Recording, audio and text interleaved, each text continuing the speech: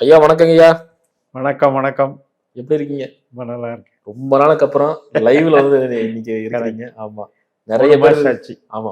நெறைய பேர் கேட்டிருந்தாங்க. என்ன ஐயா ஜூம்ல இருக்காரு. யுஎஸ்ல இருக்காங்கன்னு சொல்லிட்டு. இன்னைக்கு தான் லைவ்ல வந்திருக்கு. ரொம்ப ரொம்ப சந்தோஷங்க ஐயா. நாடு திரும்பி விட்டேன். ஆமா. நாடு திரும்பி நன்றி, நன்றி ஐயா. ஐயா இன்னைக்கு ஒரு முக்கியமான ஒரு சிலபஸ் பத்தி தான் பேச போறேங்க ஐயா. அதுவும் பார்த்தீங்கன்னா, சில பேருக்கு வந்து சொல்லுவாங்க. பொதுவா சொல்லுவாங்க. "உனக்கு என்னப்பா ஏதோ ஒரு நல்ல யோகம் இருக்கு." அப்படின்னு சொல்லுவாங்க. அந்த யோகம் தரக்கூடியது பார்த்தீங்கன்னா, கிரகமா தான் இருக்கும். அதாவது சிகரத்தில் அமர்த்தி அழகு பார்க்கக்கூடிய கிரகம் எதுங்க அப்படிங்கிற மாதிரி இதை பார்க்க போறோம். அது ஒவ்வொரு லக்னமாவே நம்ம பார்த்துடலாங்க. இன்னைக்கு வந்து மேச லக்னம். மேச லக்னத்துக்கு சிகரத்தில் அமர வைத்து மகுடம் சூடும் கிரகம் எதுங்க? நிச்சயமா பார்க்கலாம். ஏன்னா உங்களுடைய கேள்வி ஒவ்வொன்றுமே மக்களுடைய கேள்வியாகத்தான் இருக்குது. அங்கிருந்து வரதுதாங்க எடுக்கிறது. அதனால அவங்களும் பிரியப்படுறாங்க. ஆமா. அதற்கு நான் கேட்கணும்னு நினைச்சேன். நீங்க கேட்டீங்க, பதில் கிடைக்குது அப்படின்ட்டு. ஒரு ஜாதகத்தில் எல்லாருக்குமே ஒரு ஜாதகத்தில் வந்து கேட்கக்கூடிய கேள்வி முன்னேற்றம் தான். அதெல்லாமல் புகழுக்கு ஆசைப்படாத மனிதன் இல்லை. அப்போ பெரிய புகழ் நமக்கு கிடைக்காதா அப்படின்னு ஏங்கிறதுல எல்லாருக்குமே உரிமை உண்டு. அதற்கான ஆர்வமும் முயற்சியும் தேவைதான். ஆனால் விதியினுடைய கொடுப்பினை அப்படிங்கிறதுல நமக்கு அந்த அந்த அளவுக்கு புகழை நிறுத்தணும் அப்படின்னா அதுக்கு வந்து பாவங்கள் முக்கியமாக வேலை செய்யணும். 12 பாவங்கள். அந்த 12 பாவங்களில் 10ஆம் இடம் அப்படின்றது தான் புகழ். அந்த புகழுக்கு காரணமாக இருக்கிற மற்ற பாவங்கள்னால அந்த 10ஆம் இடம் தூக்கி நிறுத்தப்படும். இப்போ புகழ்னா எத்தனையோ வழியில் வருது. ஒருத்தருக்கு பிறந்த பிறவியில் அவங்களுடைய பூர்வீக சொத்துனாலையும் புகழ் வரும். ஒருத்தருக்கு தாம் படித்த படிப்புனால புகழ் வரும். ஒருத்தருக்கு தன்னுடைய தனித்திறமை அல்லது ஒரு கவி பாடும் திறமையோ அல்லது தனிப்பட்ட ஒரு டேலண்ட்டோ அதனால திறமை வரும், புகழ் வரும். இனி சில பேருக்கு பார்த்தீங்கன்னா பெற்றோர்களால் வருது. அதாவது பூர்வ புண்ணியம்ன்றதுல அவங்க பிறக்கும் போதே புகழோட பிறக்கிறதுன்னு எடுத்துக்கலாம். அப்படியும் எடுத்துக்கலாம். இப்போ நம்ம பண்டைய ராஜாக்கள் முறையெல்லாம் அப்படித்தானே. ஆமாங்க. அப்போ அவங்க பிறக்கும் போதே ராஜாவுடைய பையனை பிறக்கணும்னா அதுக்கு ஒரு யோகம் வேணும்ல. கண்டிப்பா கண்டிப்பா. அப்போ பிறக்கும் போதே நமக்கு வந்து அந்த 10ஆம் இடம் தான் உறுதி செய்யும். அப்போ மேஷத்தை பொறுத்த வரைக்கும் 10ஆம் இடம் என்பது மகரம். அந்த மகரத்துக்கு உண்டானவர் சனி பகவான். அதற்கு உள்ளே 3 பேர் இருக்கிறார்கள், சூரியன், சந்திரன், செவ்வாய். இந்த 4 பேர் தான் மேஷத்துக்கு அதிகாரி. அதில் மெயினாக சூரியன், சந்திரன், செவ்வாய். செவ்வாய் வந்து லக்னாதிபதி, சந்திரன் வந்து 4ஆம் அதிபதி, அதே மாதிரி சூரியன் வந்து 5ஆம் அதிபதி. இப்போ இது வந்து இந்த மேஷ லக்னக்காரர்களுக்கு மட்டும் இந்த யோகங்கள் கிடைத்து விட்டால் இந்த கிரகங்கள் ரொம்ப உச்சமடைஞ்சிடணும், பவர்ஃபுல்லாக நடந்து அந்த நட்சத்திரத்தின் காலில் நின்று ஏதாவது ஒரு கிரக திசை நடத்தணும். இல்லை இந்த கிரகத்தின் திசையே சுய நட்சத்திரத்திலேயே வலிமை பெற்று நடத்தணும். அப்போ 2, 6, 10ஆம் இடத்துல சூரியன், சந்திரன், செவ்வாய் இருக்கிற மேஷ லக்னக்காரர்கள் அத்தனை பேரும் புகழ் அடைவார்கள், அது உறுதி. இன்னும் உச்சத்துக்கு போகணும்னா அந்த கிரகமே நல்ல உச்ச பலத்தில் இருக்கணும். இப்போ சந்திரன் உச்சமாகிறாருன்னு வைங்க, மேஷ லக்னத்துக்கு பலன் அதிகம். அதே மாதிரி சூரியன் வந்து ராசி கட்டத்தில் உச்சமாகிறத கணக்கெடுக்கக்கூடாது, அம்சத்தில் உச்சமாகும். அதுபோல அந்த 2, 6, 10 தன்னுடைய சொந்த நட்சத்திரத்தில் இருந்தாலும் பலன் கொடுக்கும். இப்போ மேஷ லக்னத்துக்கு 2ஆம் வீட்டில் கிருத்திகை நட்சத்திரம் இருக்கு. நம்ம வந்து மேசராசி தான் உச்சராசின்னு பார்க்கக்கூடாது. சூரியன் 2ஆம் வீட்டில் இருந்தாலே அவர் வந்து பிரபலம் அடைஞ்சிருவாரு. அப்போ புகழின் உச்சியில் மேஷ லக்னக்காரர்கள் எல்லாம் பார்த்துக்க வேண்டிய விஷயம் என்னன்னா, சனி கெடாமல் இருக்கணும். சூரியன், சந்திரன், செவ்வாய்கள் 2, 6, 10 தொடர்பில் இருக்கணும். இந்த சூரியன், சந்திரன், செவ்வாய் நட்சத்திரங்களில் எந்த கிரகம் இருந்து திசை நடத்தினாலும் அவங்கள புகழ் உச்சிக்கு கொண்டு போய் கண்டிப்பாக விதி அமர்த்தும். சிறப்பு சிறப்புங்க ஐயா. பொதுவாக இவங்க பார்த்தீங்கன்னா பல முயற்சிகள் செய்யுது. இப்படி பண்ணலாம், இல்லை பிஸ்னஸ் அப்படி ஸ்டார்ட் பண்ணலாம், இல்லை வேலையில் வந்து இத்தனை மாற்றங்கள் கொடுத்து தொடர் தோல்வி தான். ஒரு பக்கம் நம்ம எவ்வளோ ஹார்ட் ஒர்க் பண்ணாலும் ஃபெயிலியர்ஸில் போய் முடியுது. அது எதனால இங்கே நடக்குது? கண்டிப்பாக. ஏன்னா இத்தனை பேற்றுக்கும் ஒரே முயற்சி செய்கிறாங்க, ஆனால் ஒரு சிலர் ஜெயிக்கிறாங்க, ஒரு சிலர் தோக்குறாங்க. அப்போ இதுக்கு ஒரு காரணம் இருக்கும் இல்லையா? அப்போ அதில் தான் நம்ம என்ன பண்ணுறோம்னா, நம்ம எடுக்கக்கூடிய முயற்சிங்கிறது லக்னத்தினுடைய தன்மை. ஒரு பொட்டன்ஷியல் வேணும் இல்லையா? ஒரு பயிரே பார்த்தா கூட ஒரு பயிருக்கும் இன்னொரு பயிருக்கும் ஒரு வித்தியாசம் பார்க்குறோம். இப்போ 2 தென்னை மரம் நட்டோம்னா ஒன்று நல்லா காய்க்குது, ஒன்று நல்லா காய்க்கல. அது மாதிரி இந்த வித்தியாசத்தை நமக்கு கொடுக்கறதே கிரகங்கள் தான். அப்போ 8ஆம் இடம் 12ஆம் இடம் லக்னத்தோடு சம்மந்தப்பட்டுச்சுன்னா போட்டு அழுத்திடும். லக்னம் தான் உயிர், ஆளுமை திறன், வலிமை எல்லாமே, இண்டிவிஜுவாலிட்டி பவர். அதில் போய் 8ஆம் இடம் 12ஆம் இடம் சம்பந்தப்படக்கூடாது. அப்படி பார்க்கும்போது சனி மேஷத்திற்கு லக்னத்தோடு தொடர்பு கொள்ளக்கூடாது. அதே போலத்தான் 12ஆம் இடத்துலையும் 8ஆம் இடத்துலையும் லக்னத்துக்கு உண்டான கிரகம் போய் மறையக்கூடாது. இப்போ லக்னத்துக்கு உண்டான கிரகம்னா செவ்வாய் மட்டும் நம்ம ஜென்ரலாக எடுப்போம். ஆனால் நம்ம இங்கே என்ன எடுக்கணும்? கேது, சுக்கிரன், சூரியன் 3ஐயும் எடுக்கணும். ஏன்னா உள்ள இருக்கிற ஸ்டார்ஸ்.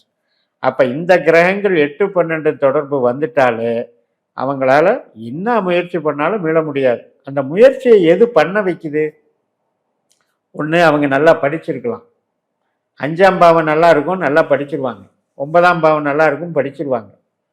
6ஆம் இடம் நல்லா இருக்கும், வேலை செய்வாங்க. ஆனால் ப்ரொமோஷன் கிடைக்காது. இவனை பின்னால் வந்தவன்லாம் இவனை தட்டிட்டு மேலே போயிட்டே இருப்பாங்க.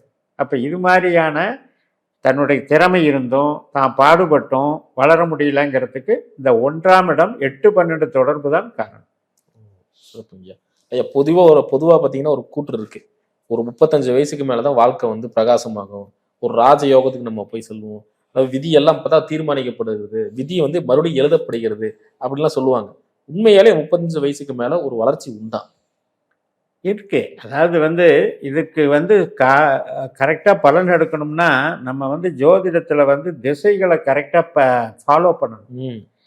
ஒரு குழந்தை பிறக்கும்போது ஒரு திசை பயங்கரமான புகழான திசை வந்துருச்சு அப்படின்னா அந்த திசை முடியும் போது இந்த குழந்தைக்கு பால்ய பருவமே முடிஞ்சு போயிடும். இப்போ ஒரு குழந்தைக்கு சுக்கிர திசை யோக திசைன்னு வைங்க. பிறக்கும்போதே சுக்கிர திசையில் வெறும் 3 வருஷம் பாக்கி பிறக்குது. அதுக்கப்புறம் அந்த திசையே வராது. அவர் வாழ்க்கையில் எப்படி அவங்க அனுபவிக்க முடியும்? அது மாதிரி அந்த திசை ஆரம்பத்தில் போகாமல் மிடில் ஏஜில் வந்தது அப்படின்னா இந்த சுக்கிரனாகட்டும், குருவாகட்டும், சனியாகட்டும், புதனாகட்டும், ராகுவாகட்டும், இதெல்லாமே 15 வருஷத்துக்கு மேலே தான்.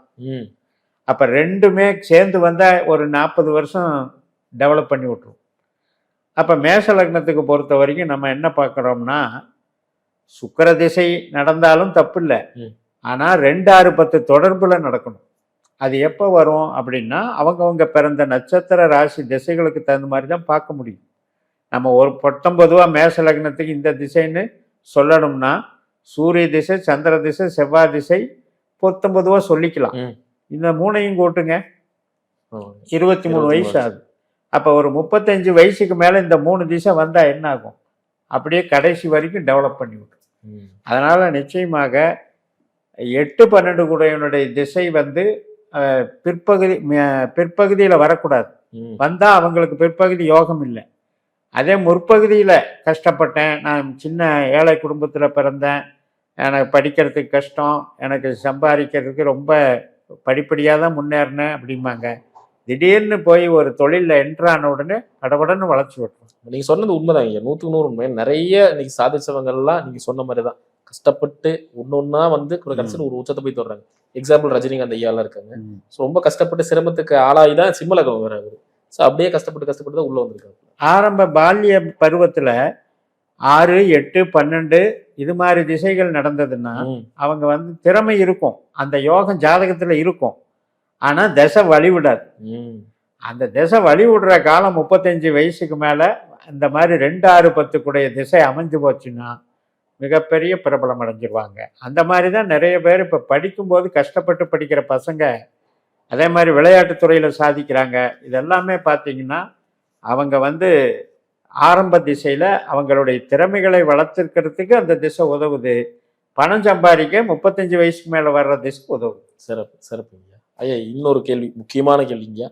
ஒரு அவசரப்பட்டு ஒரு முடிவெடுத்து தோல்விக்கு ஆளாகிறாங்க. இந்த அவசரத்துக்கு இந்த மேஷத்துக்கு ஒரு சம்பந்தம் இருக்கு. நிச்சயமா. மேஷம் என்றாலே சரலக்னம்னு பேர். சரம்னா ராக்கெட் வேகம். அதனால் தன்னுடைய சிந்தனை எப்போ பார்த்தாலும் உயரம் பறந்துக்கிட்டே இருக்கும். அதனால் செவ்வாய் கிரகம் வேற படபடப்பை கொடுத்துக்கிட்டே இருக்கும். ஸ்பீடு. ஆமாம், மிலிட்ரி. அது உடனே நடந்தாகணும். நம்ம நினச்சா உடனே அது கிடைக்கணும். இப்படி அந்த போராட்டம் போய்கிட்டே இருக்கும்.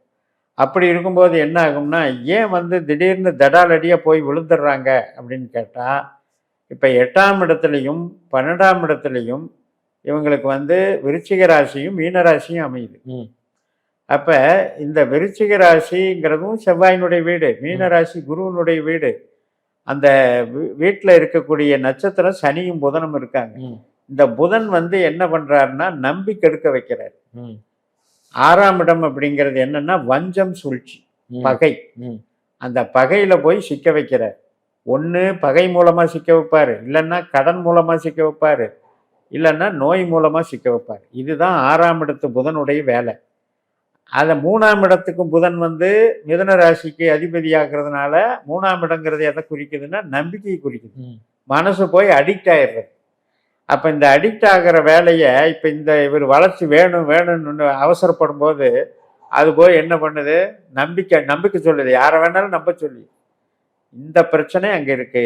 அது போக இந்த விருச்சிக ராசியில் இருக்கிற சனி என்ன பண்ணுவார், பாதகாதிபதி, மேஷ லக்னத்துக்கு பாதகத்தை செய்வார்.